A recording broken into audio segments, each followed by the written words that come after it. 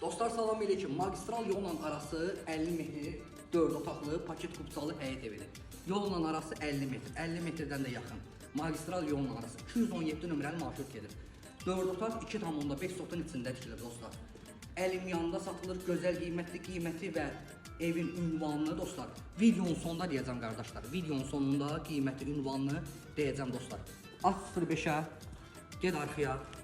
Ged arxaya, evi oxşu götür. Bir daha baxın. Baxın tərpətmən, qoy. Qəşəng görsünlər. Aha. Dostlar, əkmək üçün yer saxlanılır. Suyu atılır, su daimi. Bütün kanunlar dostlar daimi. Aha. Sudur, işıqdır, internet xəttidir. Hər bir şey var. Yerdən kürsülür, boşluğa taşlanır. Balkonla hündürlüyü dostlar. Baxın. Dostlar burada. Gəl, gir. Balkonlu ev, 4 otaq. Balkonu götürün. Balkondan mətbəxə bir qalıydı. Gəl. Dostlar, bu evin böyük bir zalıdır.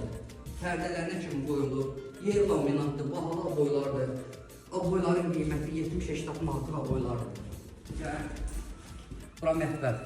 Mətbəxdən balkona, balkondan mətbəxə keçimi olur. Otaqları göstər. Bura bir dənə otaq.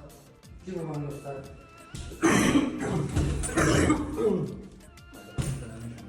Pərdələri görürsünüz dostlar. 3 yataq otağı, 1 zal. Ümumilikdə 4 otaqlı ev dostlar. Tamam tuvalet. Gəl. Dostlar, ev yerləşir Məhəmmədlidə magistral yolla arası 50 metrdir.